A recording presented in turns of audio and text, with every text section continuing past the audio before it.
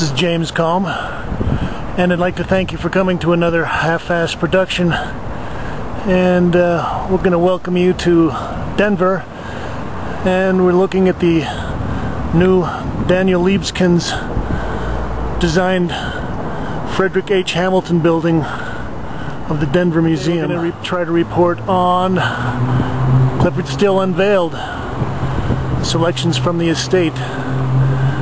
This is like a little preview of the opening of the new Clyfford Still Museum, which is scheduled to open in 2010.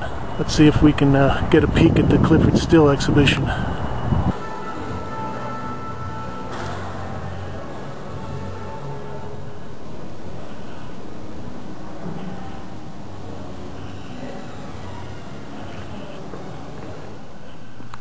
So this is a self-portrait of Clyfford Still from 1940, oil on canvas, and this exhibition has 13 of his major oil paintings and works on paper.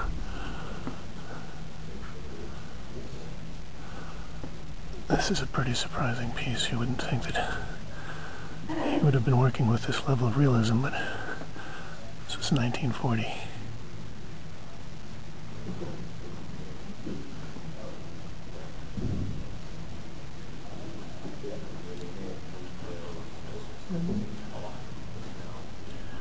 This is 1938 number 2, oil on canvas. I would say it's approximately 24 by 36 inches.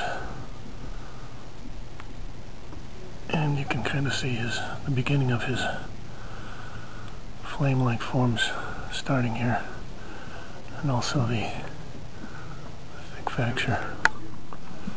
This is a work on paper from 1935.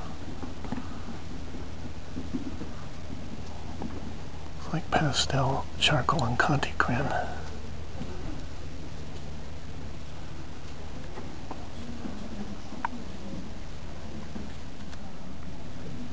This is from 1936, titled pH 77.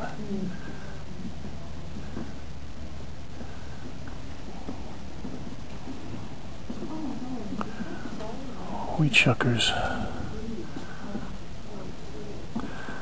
But we can also already see that he's starting to get his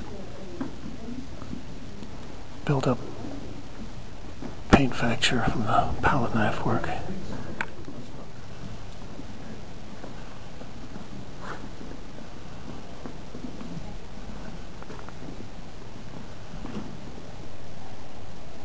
This is 1937. pH 343, and the wall label describes this as a two-part painting with the figure on one side and the black and white section on the left-hand side. This piece is 1944 number 1, painted while Clyfford Still was teaching in Richmond, Virginia. Some critics have said that this is the first example of abstract expressionism, and this does sort of begin to give you an idea of the huge scale that he was moving up into. I would say that this painting is probably about 10 by 8 feet.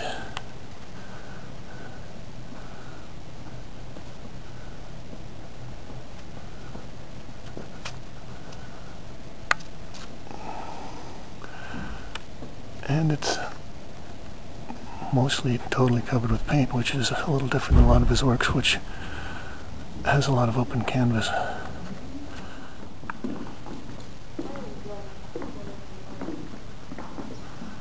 This is 1948, number 1.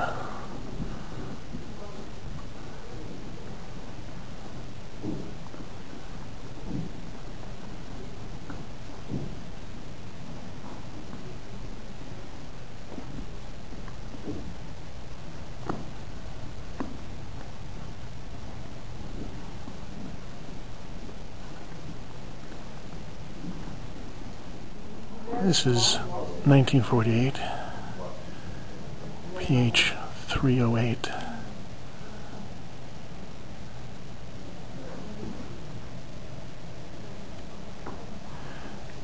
And here the work has become totally abstract. And this is a forerunner of the color field painters,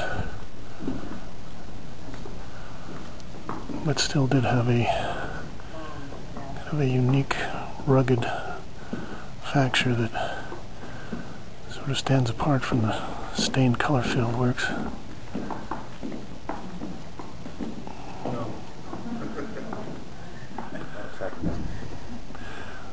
This is 1957, number 2, which is a wonderful example of his mature style.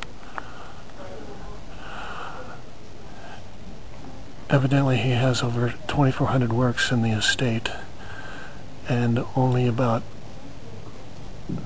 10% of them have been seen by the public. The new Clyfford Still Museum, which will be opening in 2010, will be housing his works of his estate. This really is a wonderful example of Clyfford Still from the mid-50s. Earthy colors, rich knife work.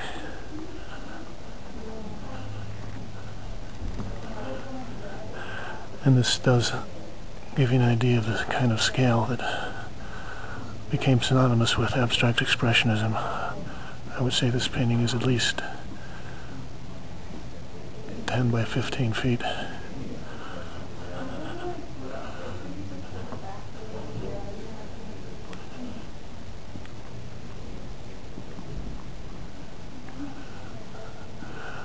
And I love the little flickers of things that happen on the corners, on the peripheries of the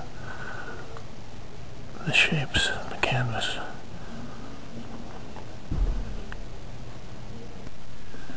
And this is PH 950 from 1950.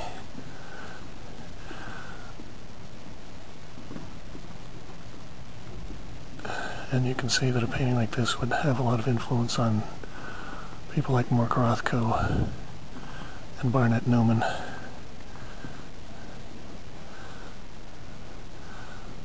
Very simple but very elegant palette.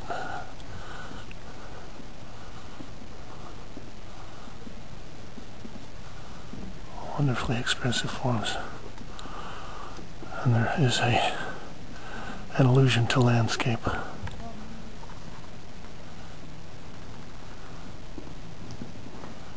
Squash from 1949, titled PH 455.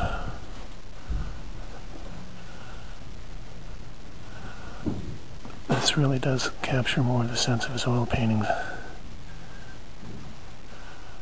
This is PH 118, 1947.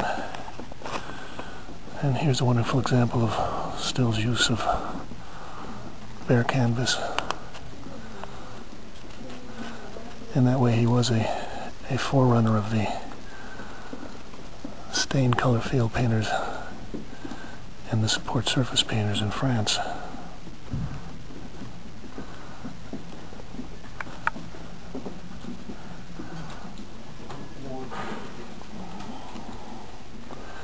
This really is a wonderful example of the works from the late 40s.